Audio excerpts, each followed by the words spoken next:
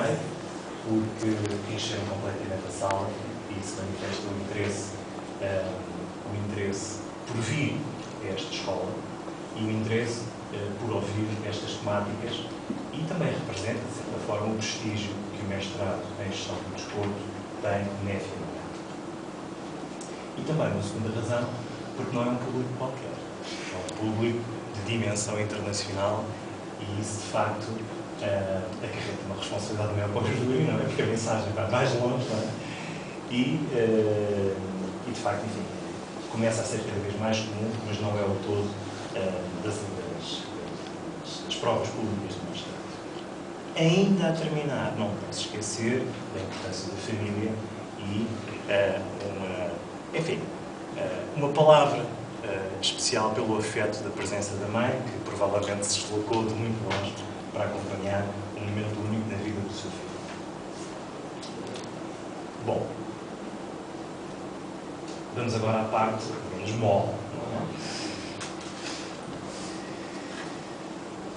Lucas Matos,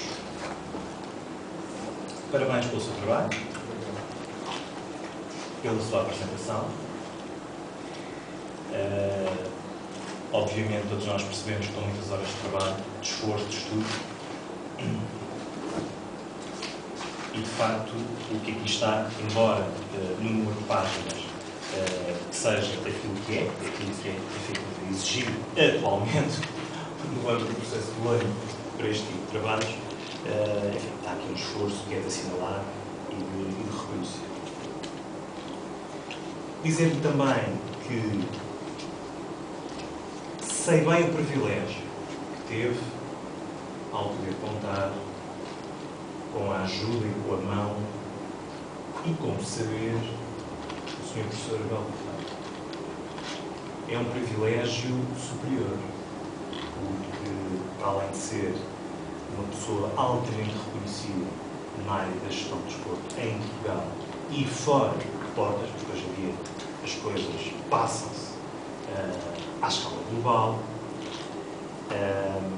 espero que tenha usufruído, aproveitado o máximo possível daquilo que foi o saber que foi transmitido.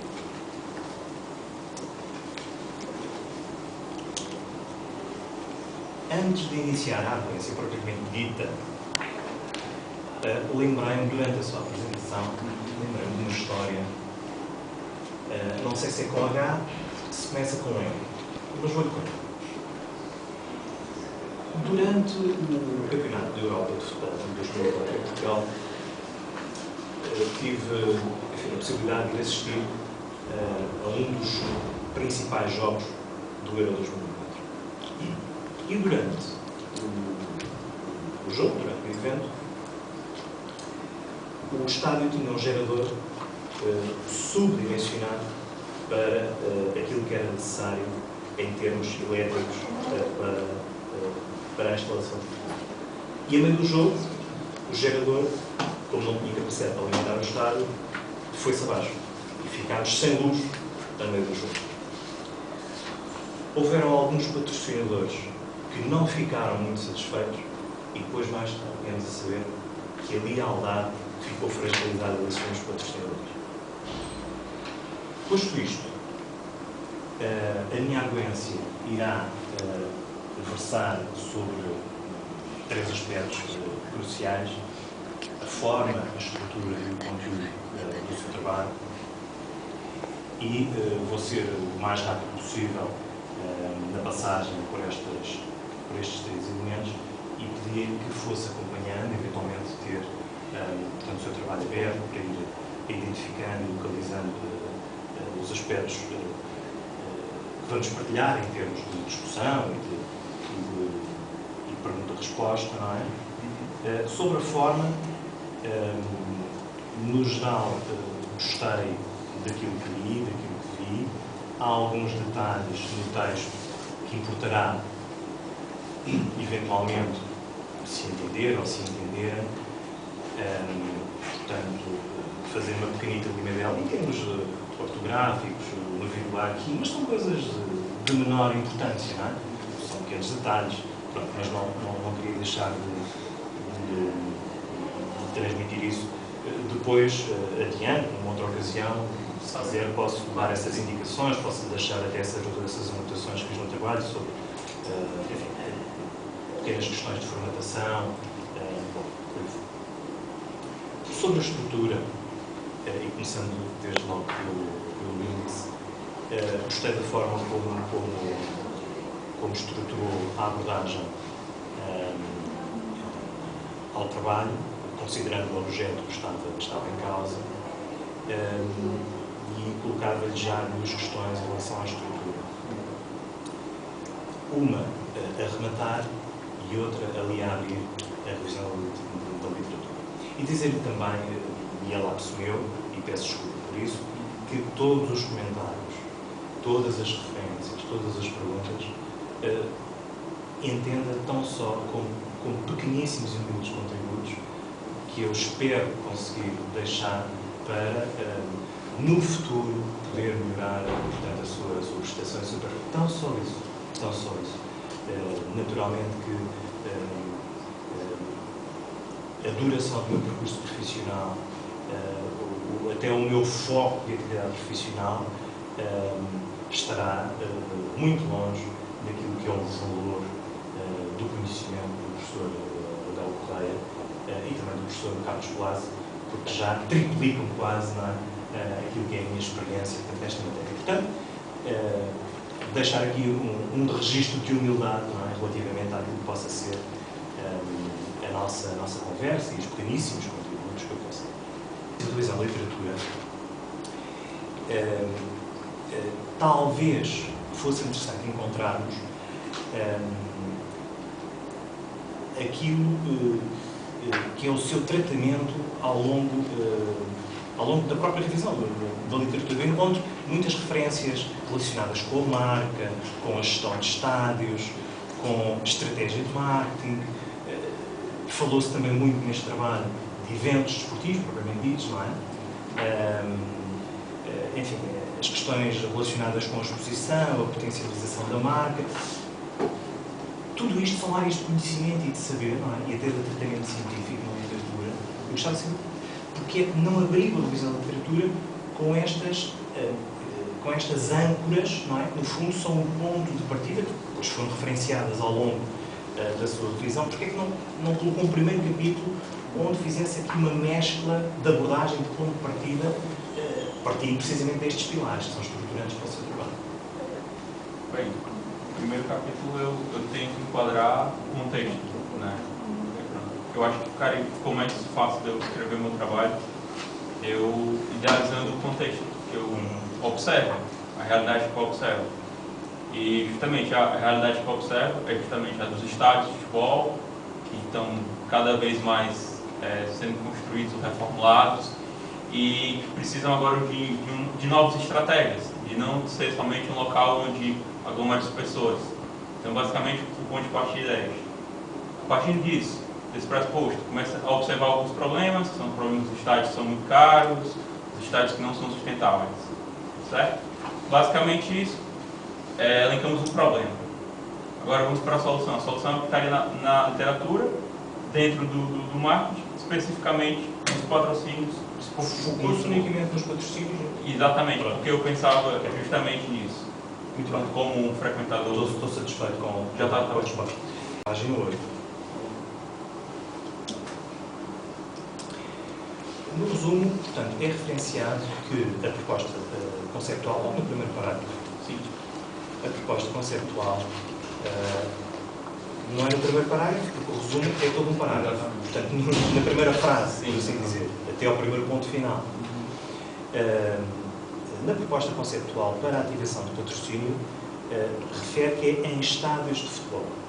Mas o seu trabalho é sobre todos os estádios de futebol ou para estádios com determinada capacitação, com determinada dimensão, ou aplica a sua proposta, reconhece que a sua proposta é aplicável a qualquer estádio, de qualquer dimensão,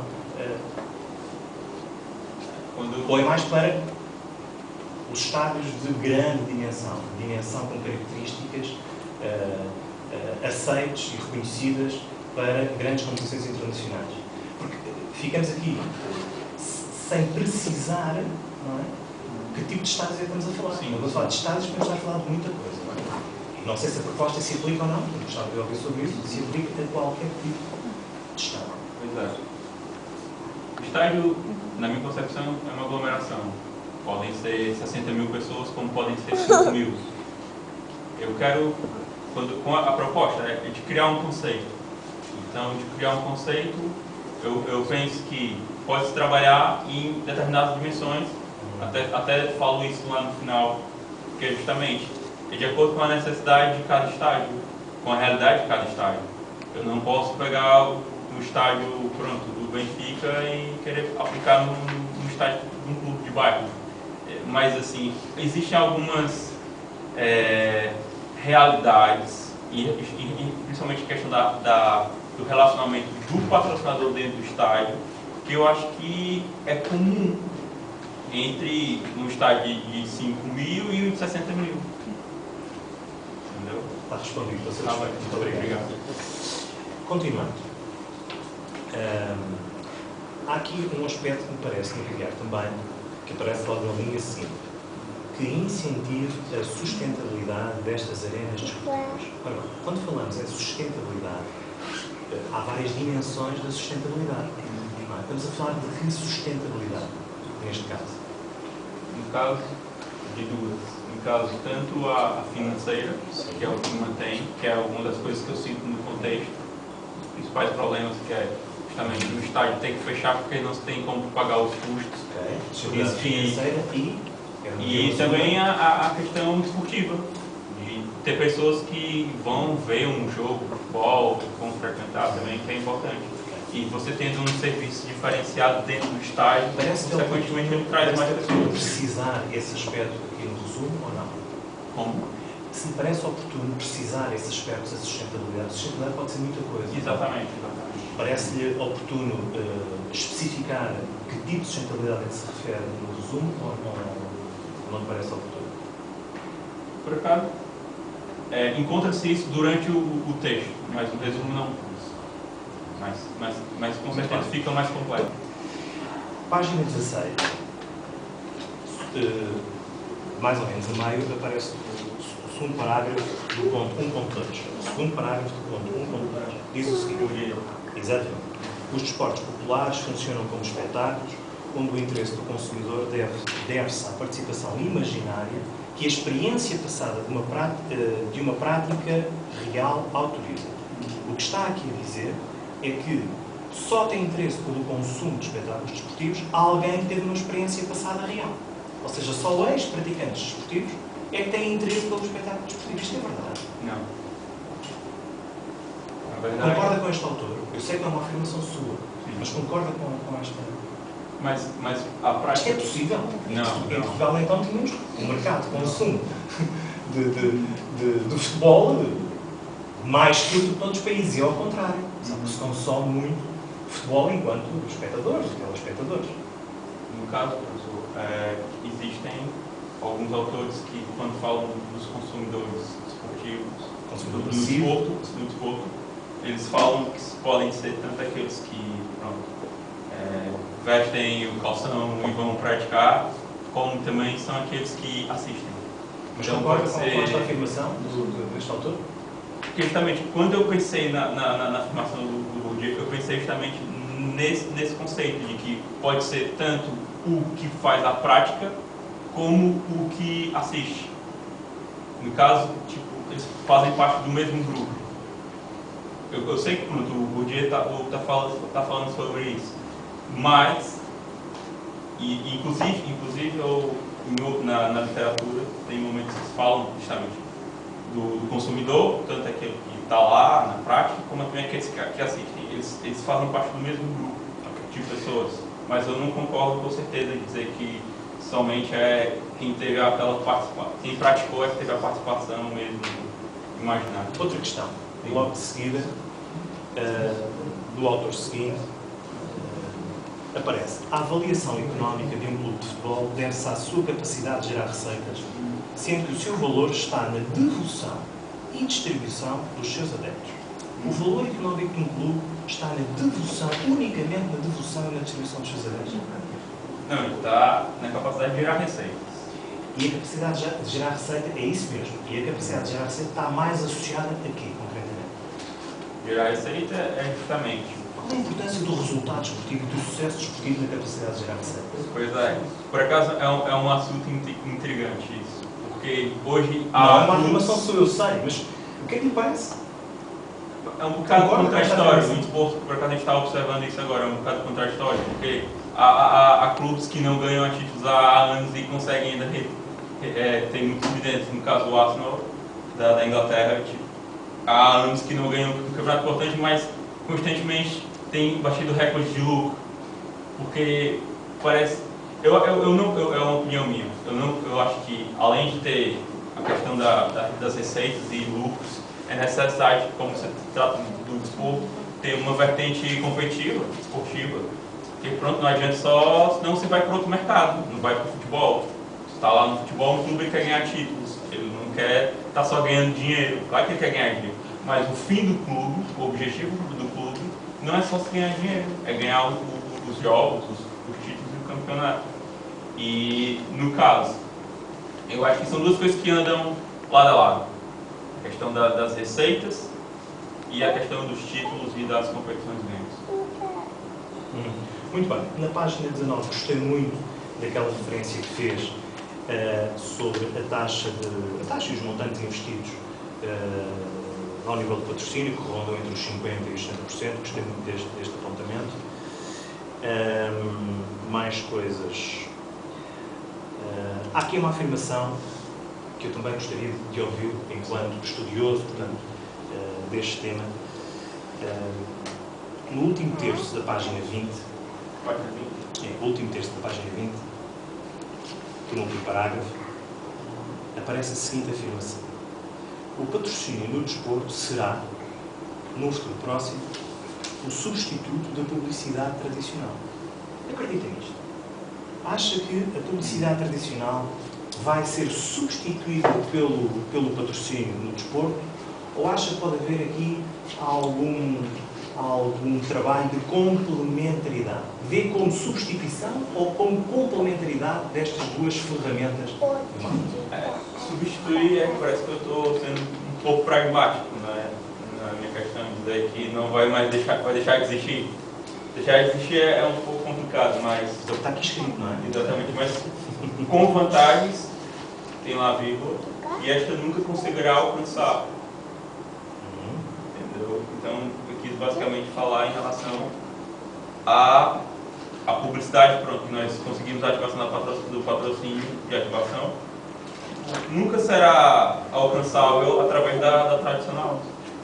Mas com certeza não, com certeza ainda haverão pessoas que acham que é válido continuar a publicidade tradicional, mas a minha opinião, e baseado no que os autores falaram, acho que ela será, se não substituída, mas, como você falou, complementada e